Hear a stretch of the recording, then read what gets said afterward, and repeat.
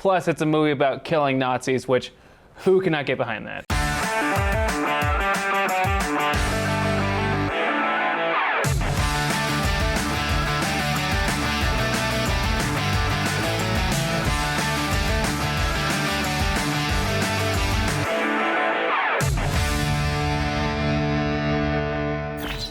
Oh hey, we're happy to see you. This is Nerd Central, your one-stop shop for all things nerd. I'm your host Tyrell, and let's kick it to the news. Up first, we travel to the scariest town in Maine as HBO Max has announced that it will be airing a brand new TV series, Welcome to Derry, based off the classic novels by legendary horror writer Stephen King.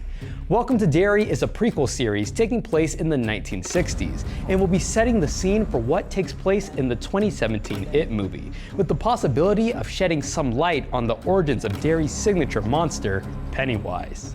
One interesting thing to note, however, is Bill Skarsgård, who portrayed the Eldritch Clown, is currently not involved with the show and may not even play the iconic role. While this feels very strange to us, Skarsgård doesn't seem to mind, saying in an interview how he hopes the next actor gives the character their own special twist. The series will be directed by Andres Muschietti, who directed the last two movies. Don't miss it when it drops sometime in the following years. Lastly for today, let's hop on the Going Merry and sail the Grand Line as we talk about how a live adaptation of one of the most influential animes of all time is finally coming later this year. That's right, One Piece is coming to Netflix in an all-new live-action format. This adaptation was announced all the way back in 2017, but thanks to recent promotions, we are now being promised a 2023 release. Despite the long wait, we still know next to nothing about the series, including its cast, which will most likely be announced in the following months. That being said, this has not been received well by fans, as the last time Netflix did a live-action anime with Cowboy Bebop, it bombed on arrival. And there's no telling how this new series will avoid that. Will this new series become the new king of Netflix, or will it sink to the depths below? We'll just have to find out when it releases later this year. That's all the time we have for news this week, but stay right there so you can watch Where It All Began of Jessica, Anime Stitch of Olivia, and Get the Clip with Joe. Take a look. Hello everyone, get ready to shake it up and feel euphoric with today's celebrity. I'm Jessica Dobbs, and welcome to Where It All Began. Growing up in the spotlight was a new thing for this actress and singer. She has been one of my favorites since she started her career on Disney Channel. For this episode, we're talking about all things Zendaya. Zendaya started her career as a backup dancer and a model in her hometown, Oakland, California. You can find her as a fashion model for Macy's, Mervyn's, and Old Navy. She was even featured in an iCarly toy ad. Zendaya was also appeared as a backup dancer in the Sears commercial featuring Disney Channel star Selena Gomez, and was a featured performer in the Kids Bop music video for Hot and Cold. Even though she did all these amazing things as a preteen, she didn't quite catch the public's eye just yet.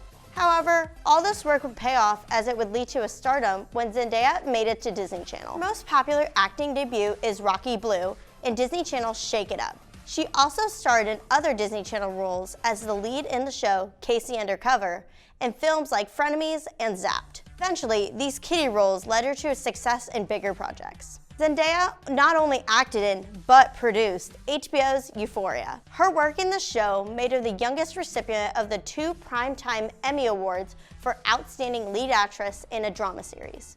Zendaya also starred in a few popular movies, including the Spider-Man trilogy and The Greatest Showman. Her work as an actress doesn't end there. She's also a fantastic singer. Her music career has been in the mix of all these projects that I mentioned.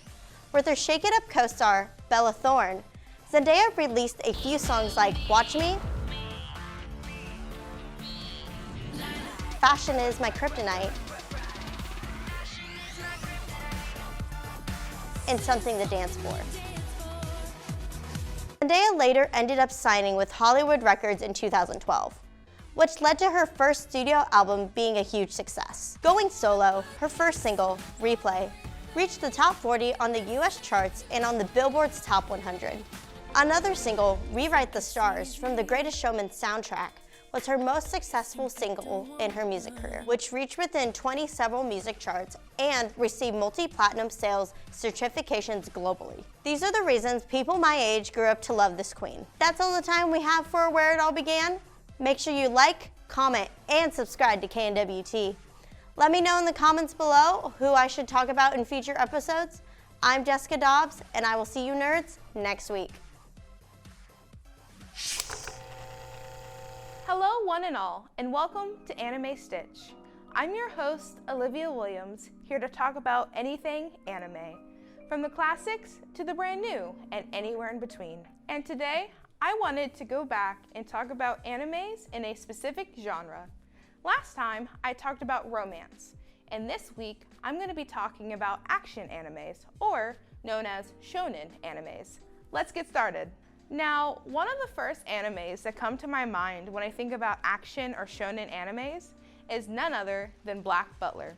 Here, you meet Ciel. Now, Ciel has had a very rough life, even though he's only 13 years old, living in the Phantom Hive Manor. Because when Ciel was 10, the manor burned to the ground, killing both of his parents, leaving him all by himself, which resulted in him being kidnapped and tortured by a cult, which led him to summon a demon and make a deal with him, Sebastian. Now, Ciel lives in the newly made manor with 5 servants, including Sebastian. Now, this was the very first anime I ever watched, and I really liked it, even though it has a lot of dark themes. But it is also well balanced with the funny characters and silly moments, like the servants trying to find a rat that's running around the manor, and a gigantic demon dog that thinks he's a tiny lapdog. This anime is full of dark twists and murder mysteries that I find absolutely appealing. And if you like those things, I suggest watching Black Butler. The next one that I think of when it comes to action animes is Seraph of the End. In this world, a deadly virus hits the world, and anyone 14 and up instantly dies, leaving anyone 13 and younger by themselves.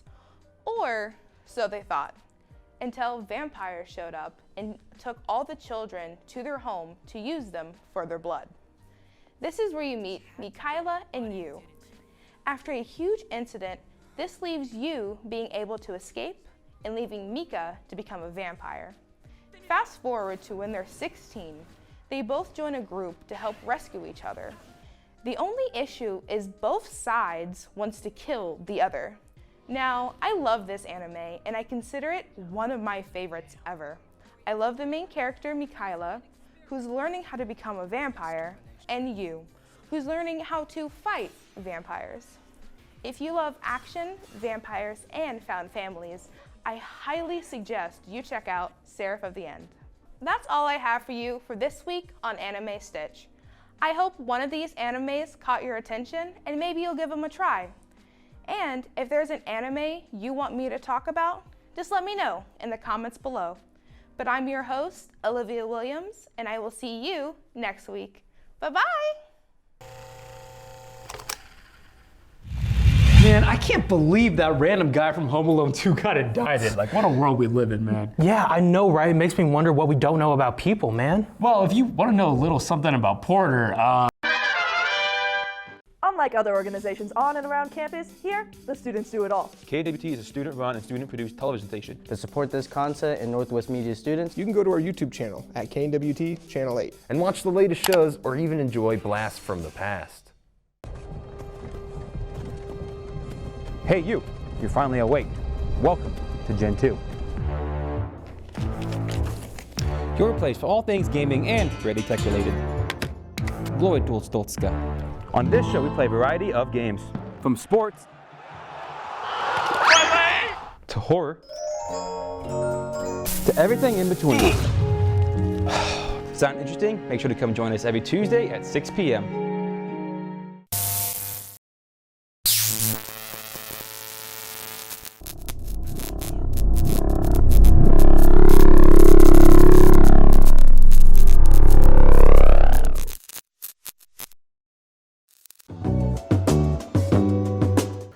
Wow, I can't believe that's true about Porter. yeah, but you can't tell anyone about that, right? I mean, I'll try, I promise. You know what? Oh, hey, Olivia, Tyrell told me. All right, that's up. Up next, we have Rumor Has It with Libby and Bree, followed by the Nerd Review with Caleb. Growing up, most of my generation watched Disney Channel and Nickelodeon, and I remember always wanting to be casted on one of the shows. But some of the former child actors are actually coming forward about being sexually abused when the cameras were off. Join us on this week's episode as we dive in deeper about what happened off screen. You are watching Rumor Has It. Welcome back to Rumor Has It. On today's episode, we actually have a special guest, Jason Holland. Hey guys, I'm excited to be here.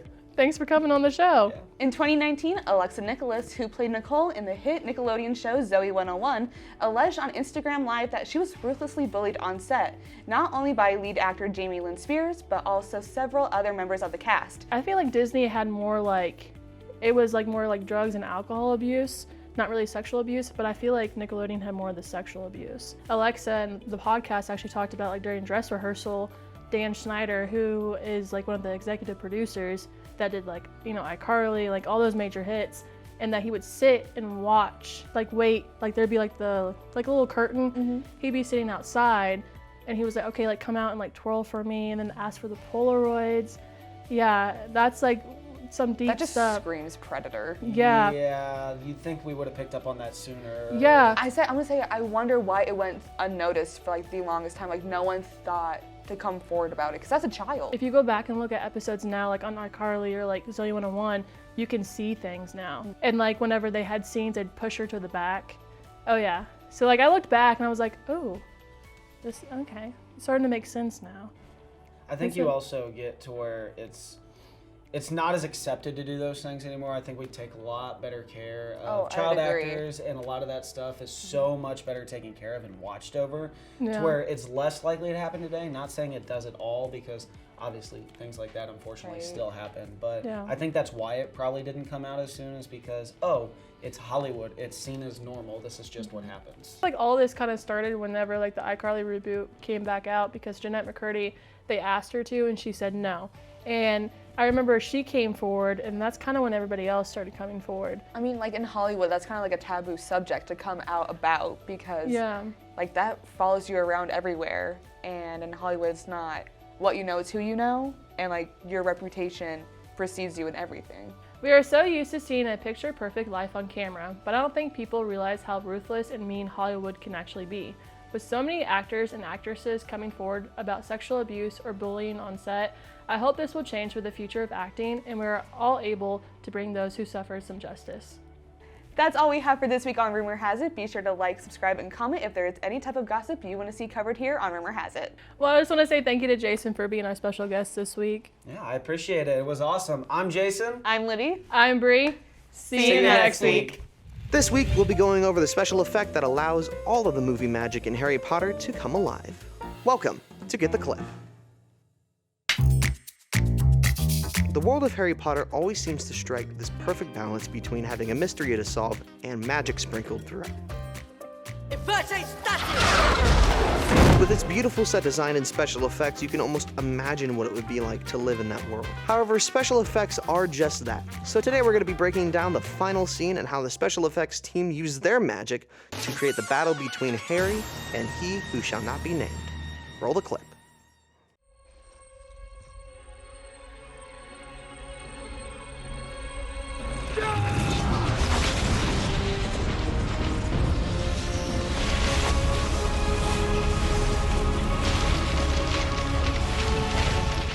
First is the plate footage, which has some pretty interesting practical elements that help sell the effect. That being the hair moving as if the lightning is causing a gust on Harry's face, and the second is lighting. The addition of colored lighting helps sell the effect. These elements combined allow the effect to look as if it's interacting with the real world around it. Now, as to how the effect is made, throughout the series, special effects artists use object tracking. This is any effect that follows a specific point in space. Using object tracking on plates allows us to follow our graphics along with any object within a 3D plane and combine that movement with camera tracking, which allows for our effects to emerge with anything on screen in a believable way. Now with all that set, and my crew and I together ready, let's ready our wands and get the clip. Today on Get the Clip, we're gonna have an epic wand battle between Jess and Porter. Everybody ready your wands? And let's get started. Avada Kedavra! You're done. Yeah. Let's take that light. Everyone, yes. Let's get it out of here. Get it out of that light. Okay. Get it out of here. Okay, boss, I believe in you. And we got guys, man. Lights in the studio. No, I'm not sure about that one. I don't know if that checks out. What are you even doing here? You know who I am? I'm the 405 wizard. Oh dear, I'm losing the fight! Thank you all for tuning in. Like, comment, and subscribe what effects you'd like to see in the coming weeks. With all of that, see ya.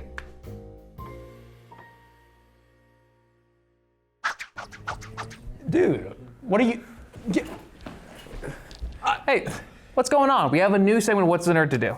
It's nothing. You just, having You fun. told them, didn't you? Yeah. It's okay. It's okay.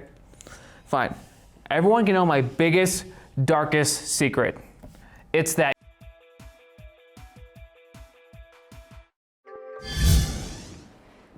Kirsten, what are you doing here? What do you think I'm doing here? Making TikToks? And it's not about what I do. It's about what we do here.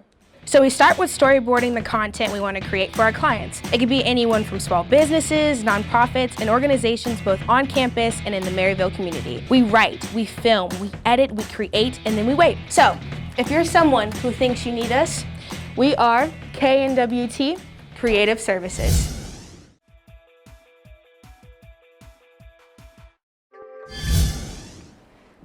Kirsten, what are you doing here? What do you think I'm doing here? Making TikToks? And it's not about what I do. It's about what we do here. So we start with storyboarding the content we want to create for our clients. It could be anyone from small businesses, nonprofits, and organizations both on campus and in the Maryville community. We write, we film, we edit, we create, and then we wait. So if you're someone who thinks you need us, we are KNWT Creative Services. This week on Channel 8 News, we discuss mental health, all things baseball, some Northwest events, and more. For the stories that matter to you, watch new episodes of Channel 8 News at 9 a.m. every Monday on our YouTube page at KNWT TV. What's up, everybody? This is Steve-O. What's up, everybody? This is Steve-O. You're watching KNWT, practically the national champs of college TV. Yeah.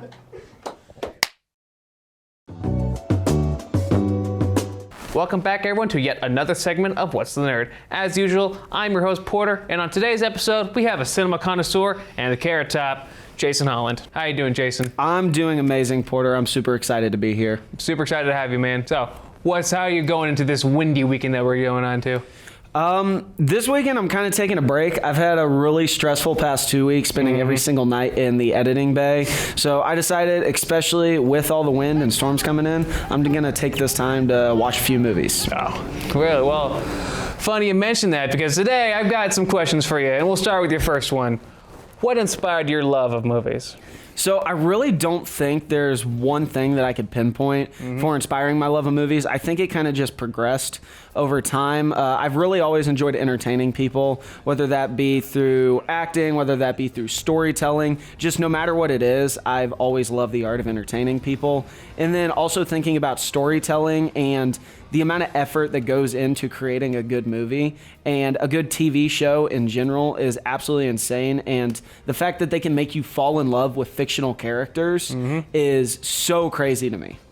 I feel like you share that sentiment with a lot of people who go into this sort of career. It's where they just love the art of entertainment. Yeah, the art of entertainment's absolutely, and I absolutely love it. No matter what, it's just getting your idea out there for the sake of letting people enjoy it. Yes. But next question we have for you is, if you had a weapon of nondescript look to your head, if you had to choose a favorite movie, what would it be? I've got to get myself in character real quick. Ready?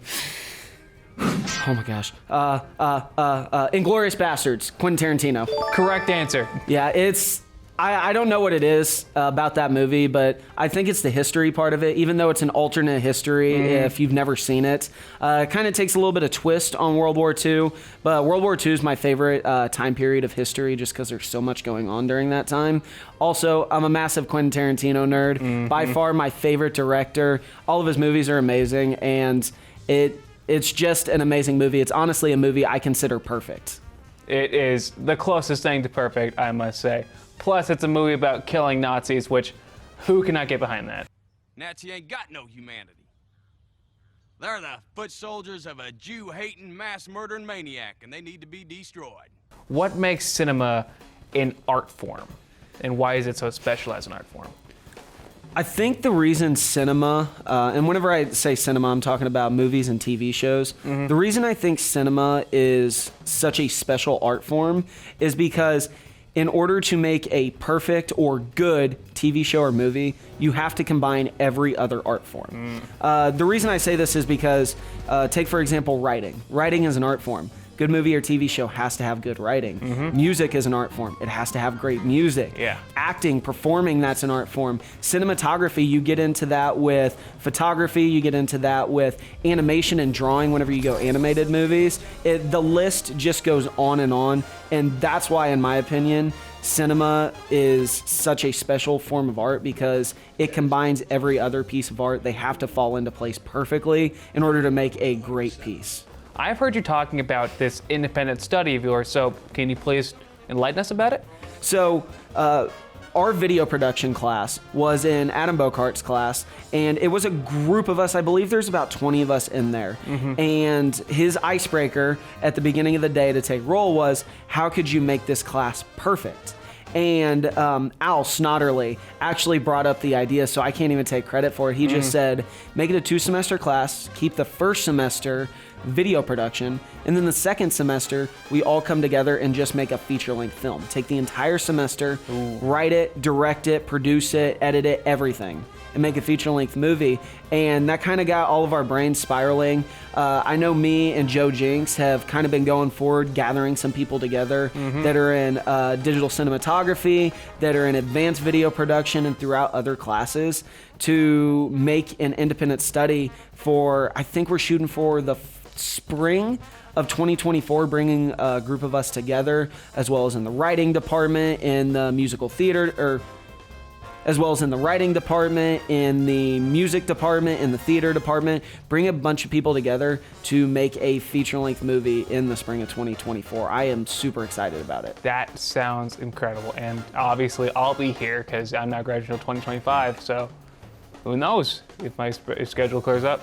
Heck yeah. We'd love to have you. We're looking to grab as many people as possible, and even, I know we were kind of given a amount of people that we can have in the class, a specific amount of people, but we're still going to reach out to anybody who can't necessarily take the class but still wants to help, some writing credit, acting credit, anything in the credits to put this film together. I'm beyond excited. That's what I came here to do, and I get to live out my dream potentially of making a movie. So you hear that, folks? If you want to try out, please do. But with all that said, that'll be all for another episode of Nerd Central. Remember to like, comment, subscribe, and always remember, our invasion of Iraq was nothing short of barbaric imperialism.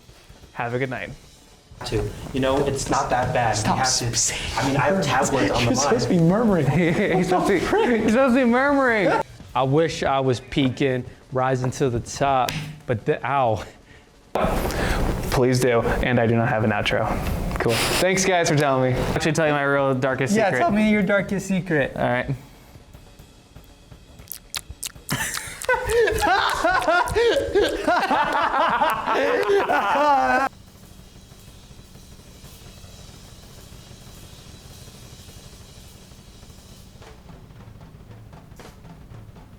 So if you want to see someone's head explode, please, I implore you. I agree. Yes.